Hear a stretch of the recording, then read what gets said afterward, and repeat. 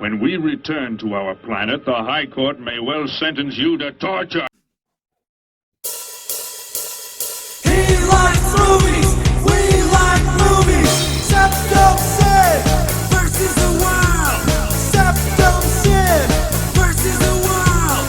Septum Sin versus the world. Septum Sin versus the world. I'd buy that for $1. Greetings! You're watching Septum Sin vs. the World. I'm Septum Sin. This is another review for those of you who are interested in the movie reviews.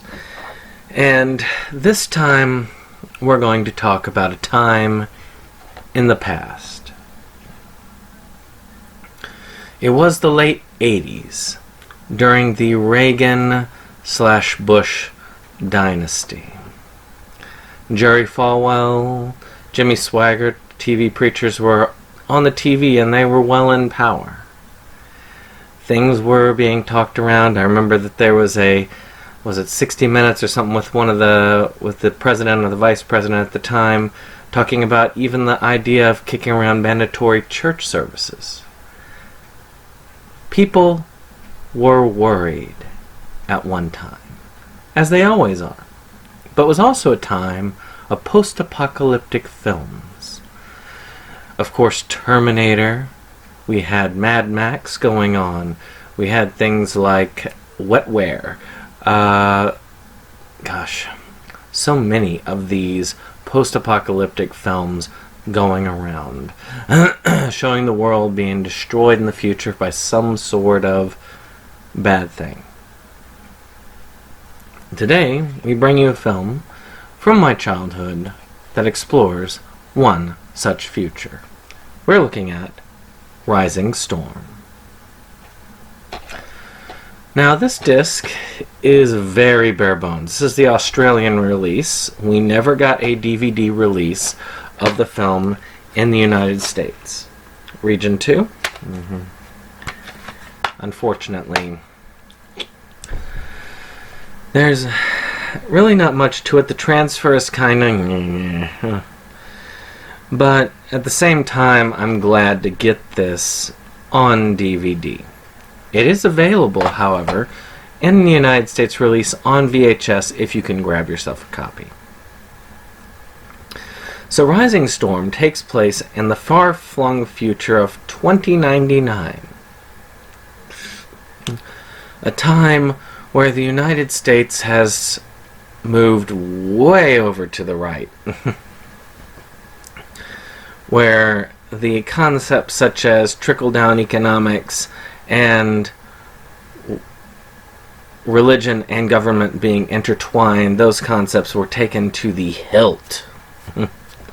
Way beyond the supposed intention of the politicians that be.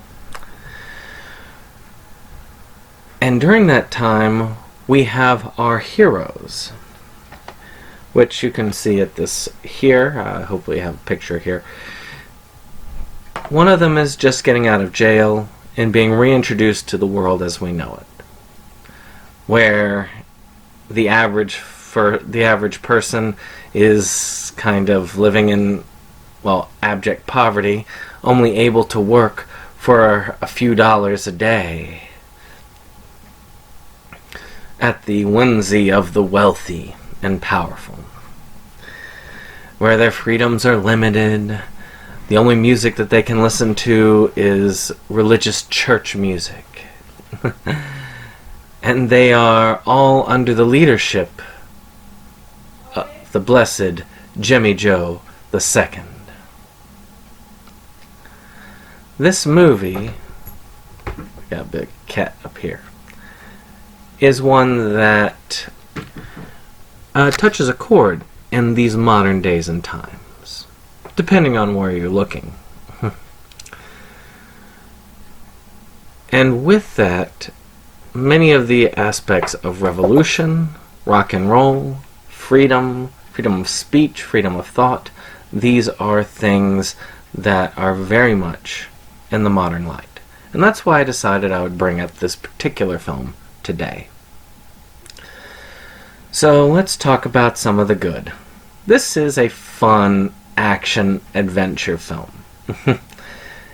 It's not boring, the pacing is pretty good, and it kind of throws you tongue-in-cheek into its world.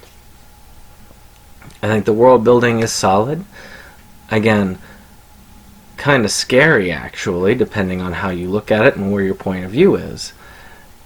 But at the same time, you can see all of these effects. The environment is decimated, where there's just desert everywhere without much going on.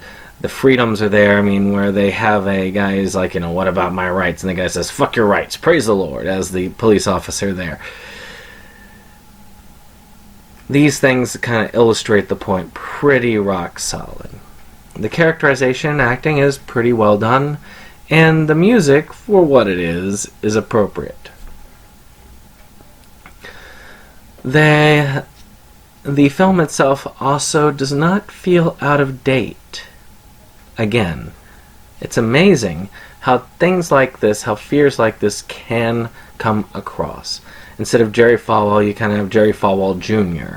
Or instead of the Reverend Jimmy Joe II, you have a Donald Trump, maybe.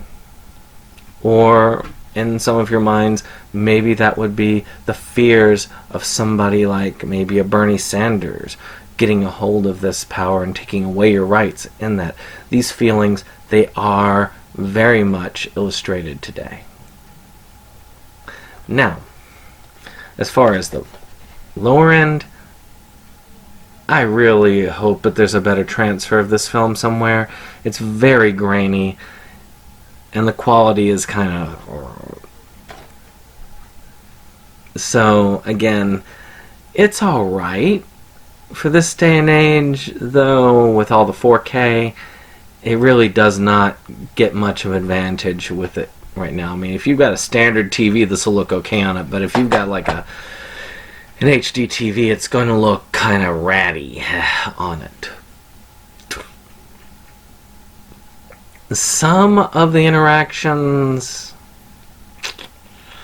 again, are a little bit out of time. Again, remember, this is the late 80s this was taking place in.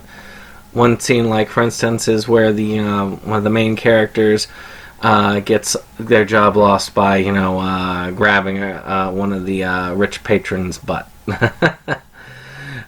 It kind of leads you to say, well, this guy would be a villain instead of, a hero-type character.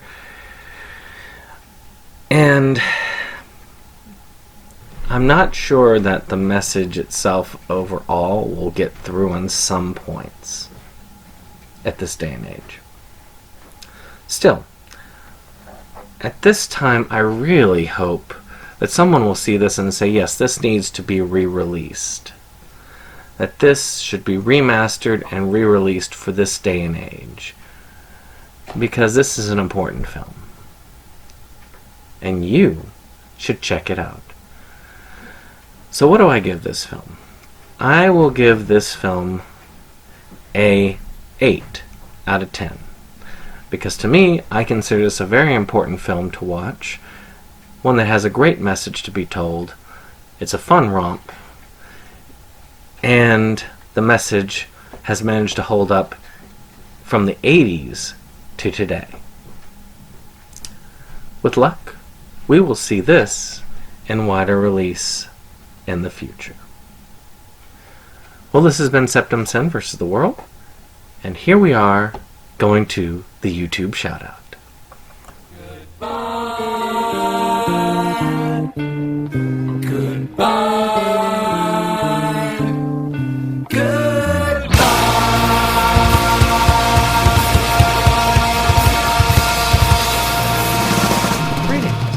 You're watching Septum Sin versus the World. Today, we're going to discuss Don's Family Vacations. Now, I love vacation sites. I mean, we've talked about some of these with I don't know if we talked about the traveling clat, but I know we've had the unofficial travel guide. Okay, well, I haven't had that either. Okay, well, we haven't talked about a lot of those things that I like to watch. I love watching travel stuff because I like to travel, I like to vacation, and I don't get the opportunity. So let's talk about Don's Family Vacations. It's by a travel agent named Don, living in Canada. He likes to go cruising, and we like to go cruising along with him. You get to see a lot of cool travel videos, cool tips, and news involving the cruising industry. He also sets up group cruises. I wish I could actually afford to go on one of them, but maybe in the future. And just in general, it is fun to imagine yourself on the seas. Currently, he's covering this trip where he's gone across the sea from here to Asia on a cruise ship, had time in China and Japan, and then is taking another cruise that is a long cruise back. It's just really cool to see. I love cruising. I love vacationing. If you haven't checked out the cruise video on that nerd couple, you should. And of course we have one on this channel that garnered a lot when we first went on a cruise. So I hope you've gotten to check that out, and I hope you check out Don if you have any interest in cruising or vacationing. This has been Septum Sen with another one of those shoutouts.